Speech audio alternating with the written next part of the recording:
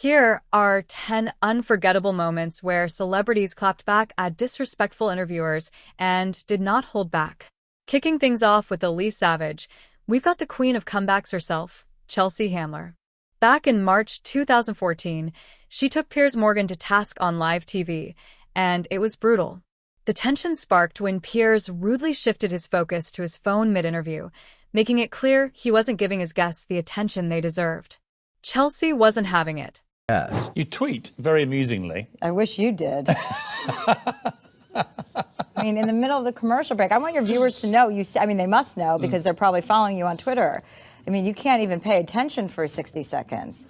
You're a terrible interviewer. Well, you just weren't keeping my attention. That's well, more but an issue that's for you not than my me. problem. Well, it is your problem. This is your show. You have to pay attention to the guests that you invited on your show. If they're interesting enough. Yeah, they are. Listen, it doesn't matter how interesting I am. You signed up for this job. Of course it does. Well, maybe that's why your job is coming Just to a an end. moment, if I said to you, I can give you one moment back in your life to repeat right now, what would you choose? It would be spending this hour differently. Can't you try and be nice? On July 7th, 2014, Joan Rivers appeared on CNN to promote her book diary of a mad diva. What began as a typical press interview quickly took a sharp turn when the reporter made a snide remark that didn't sit well with Joan. Instead of backing off, the interviewer pushed even further.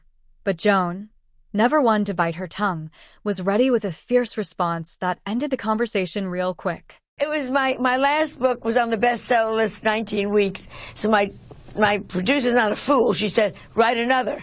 So I said, about what? She said, well, you're funny every day. Write about what annoys you or makes you laugh every day. And that's how the book came about. It was so great to write. Even with your fashion critiquing, while it's very mean in some ways, people can't wait to hear what you have to say. Really? It's not mean. You can.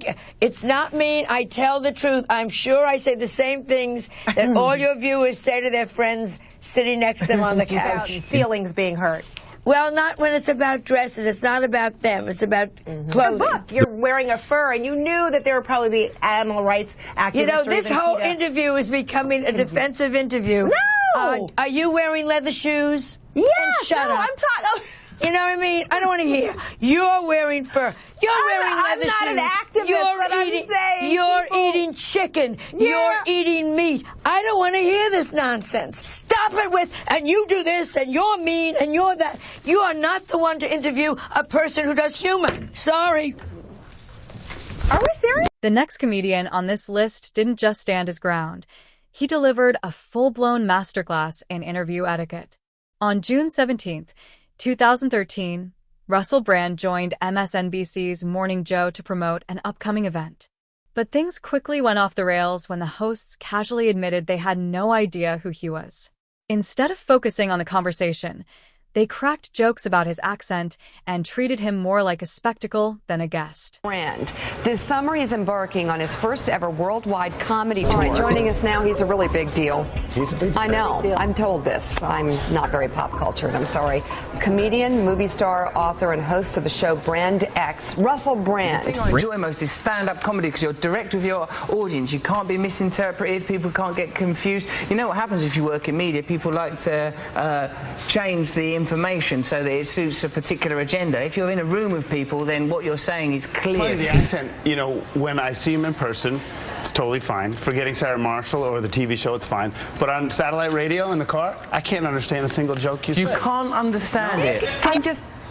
This is my first Brand experience? Brand, yeah.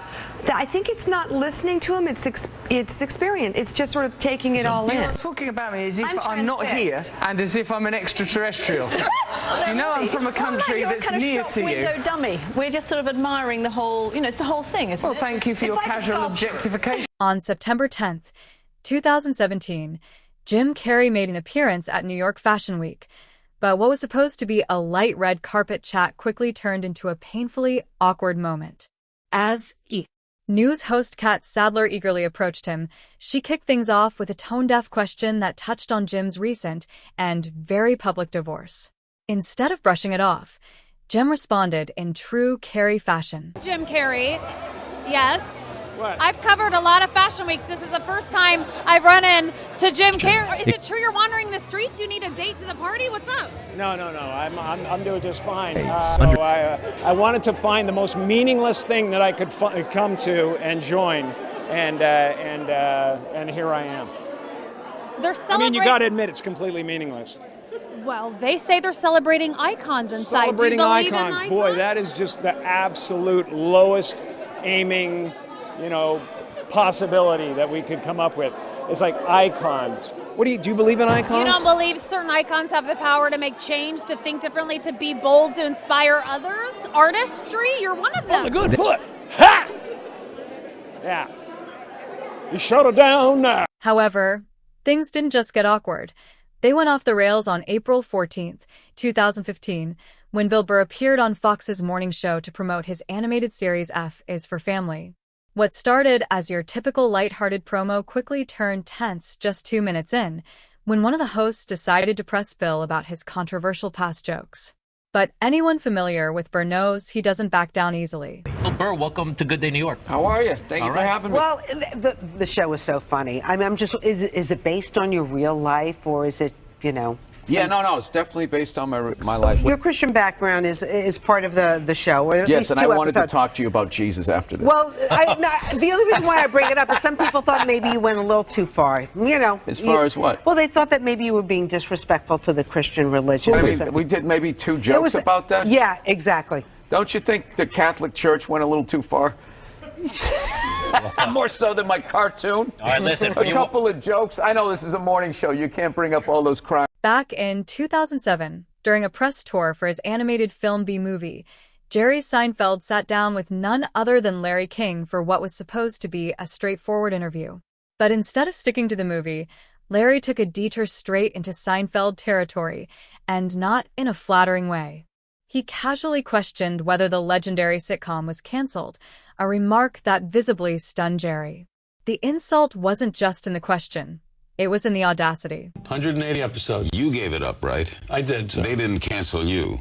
You canceled them. Jerry. You're not aware of this? No, I'm asking you. You think I got canceled? Are you under the impression that I got canceled? Have I hurt you, Jerry? I thought that was pretty well documented. Is this still CNN? Don't most shows go down a little? Most people do also. But... yeah, no, I went off the air. I was the #1 show on television, Larry. Do you know who I am? Fast forward to 2016, and Jerry Seinfeld once again found himself in the hot seat. This time with a CBC interviewer pressed Jerry on the lack of diversity in his work, hinting at race-related issues in his professional choices. But Jerry wasn't having it. I have noticed that most of the guests are mostly white males of 22 episodes that you've had. Yeah, let's get into that. No, but you... Take a look over here, Peter. What do you see? A lot of whiteys. Oh, this really pisses me off. On October 5th, 2022, Shane Gillis appeared on the Flagrant podcast to promote the latest Gilly and Keeves special. The chat quickly veered off course when the hosts made an offhand comparison between Shane and a TikToker with Down syndrome. Given that Shane has close family members with Down syndrome, the joke didn't sit right with him. Gilly and Keeves is coming out, okay? They have a live special, and they're going to sell it through the website. What's the website? GillyandKeeves.tv. Bro, Shane actually has been working out, dude. This is Yo! Let's see it. Hold on. That's crazy. Oh, my God. Bro, you look good. Is this from West Point? Son, my guy's nice. By the way, that's wow. These guys are awesome. Yeah. They're having fun. Yeah. For you guys to sit here and be like, wait a minute. Let's bring it up and mock them. That's dude. That's a dude. By using them as an insult. This brings us to the final moment, one that stirred up major debate online, dividing viewers between those backing the comedian and those defending the reporter.